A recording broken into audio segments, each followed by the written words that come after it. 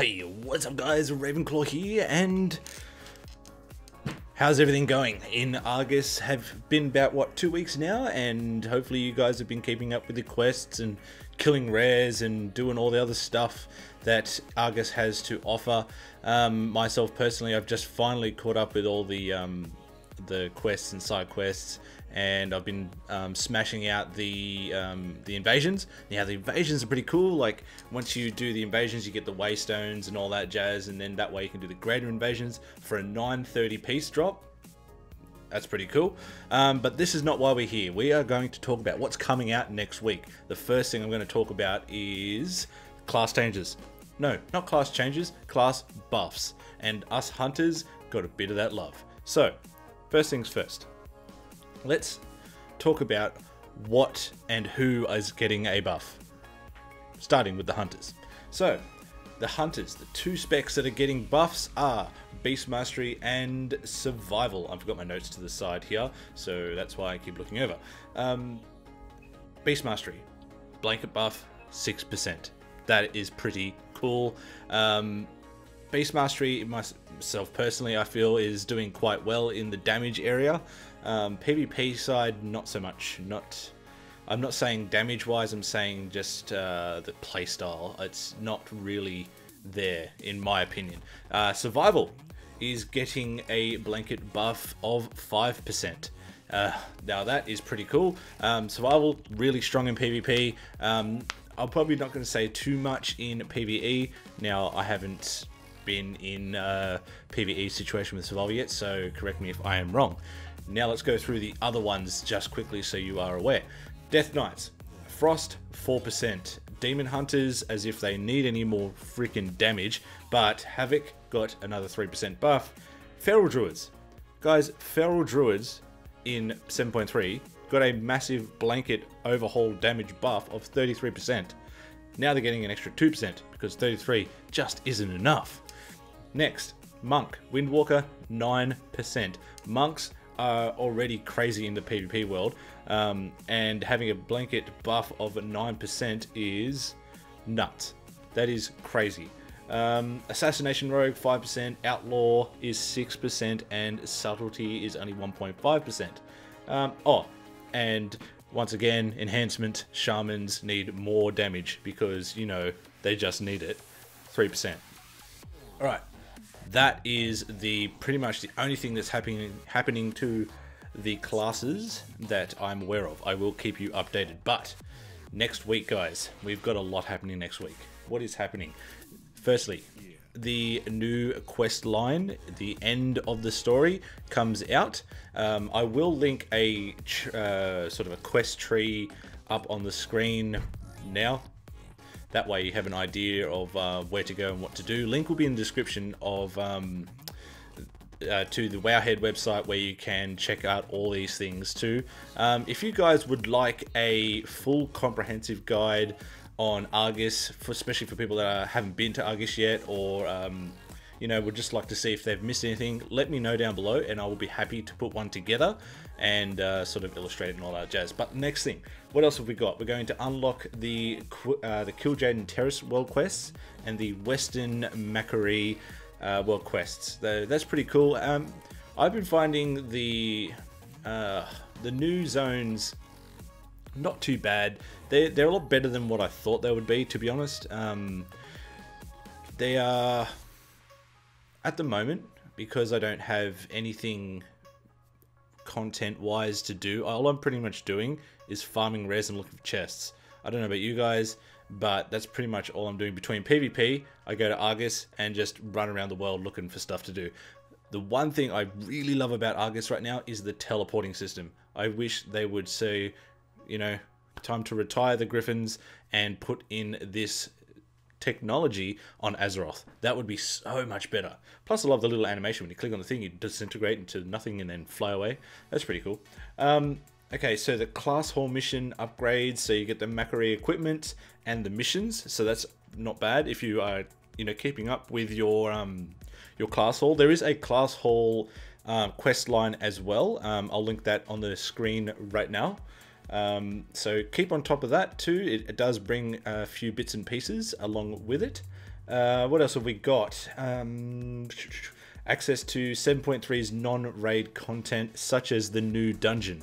I've been looking forward to this dungeon. I didn't do any sort of PvE stuff on the PTR when it was out. I just sort of looked around at PvP stuff, looked at the new planet, and basically chased pets around because I got to see the new pets. All right, what else have we got? Aha! I think I'll leave this one to the next. We've got one more thing to talk about. Actually, no. No, we don't. This is where we're at now. The Netherlight Crucible, guys. So, for those that aren't aware of what the Netherlight Crucible is... Crucible. I say Crucible? It's Crucible. I don't know why I keep saying Crucible. Who cares? You guys are going to yell at me anyway. So, essentially what this is, it'll make... You put your relics into this, let's call it a machine. And you'll have sort of different tiers. So you've got your shadow, your holy, and bits and pieces. Now, as you go down, you get to choose which way you want to go, and they go up in certain levels. Now, I will add this to the guide if you want it, and I'll go through it like thoroughly, because I have been really looking into it. But in essence, it's a way to increase the relics that you have in your artifact weapon too.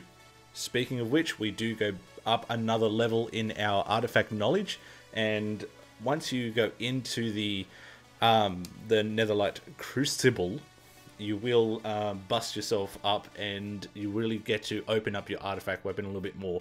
So it's not just us getting a whole bunch of artifact power or knowledge and just pumping up the N tier talent. Now, I will list the different types of, we'll call them talents, relic talents on the screen just for you to have a look at. Once again, the link will be in the description to where you can go.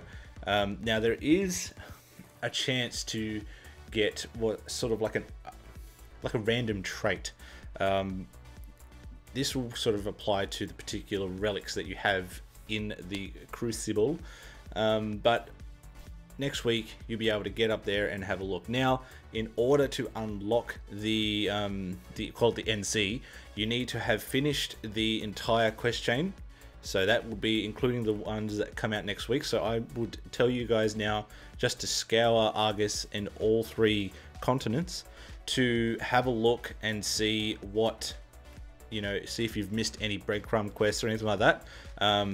I think actually what I will do is I will link the 3 quest chains, so that way you can sort of find out where you've been and what you've done, just so you are on top of everything, and that way you're not going to miss out next week when everything gets unlocked and everyone is racing to get the new content.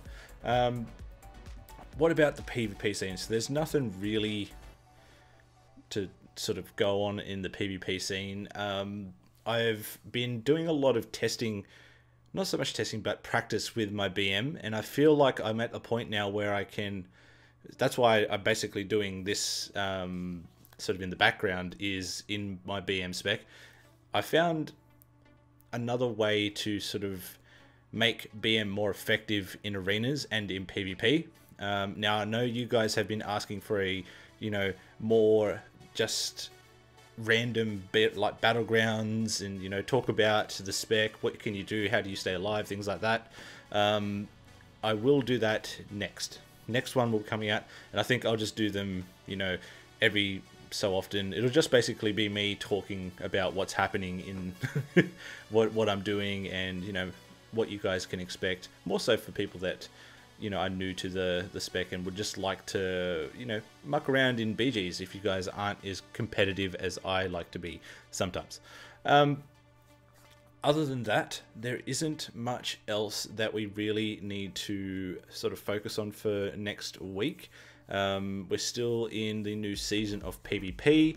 We're looking at transmogs, we're looking at all different bits and pieces. I'm actually sort of tinkering now with the Illidan story. I'm going to be doing the full Illidan story mode. I'll be telling the tale of, how did he come back? What was his relationship with the Burning Legion? It really will put, for those that are interested in the lore, it'll really put the whole expansion into perspective, so that way you have a better idea of, oh wow, this is actually why this is doing this and this is doing that.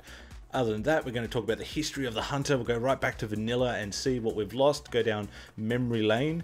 But other than that, guys, there isn't much else. So I will leave it at that. Remember, guys, if you haven't already, go over to the Hunter's Lodge, link in the description. Come over, hang out with us. It's a great place to hang out. The Patreon page is up and going, so if you would like to support my content, link is in the description. And as always, you amazing people, you keep on sniping, and I will see you in the next video. Bye bye.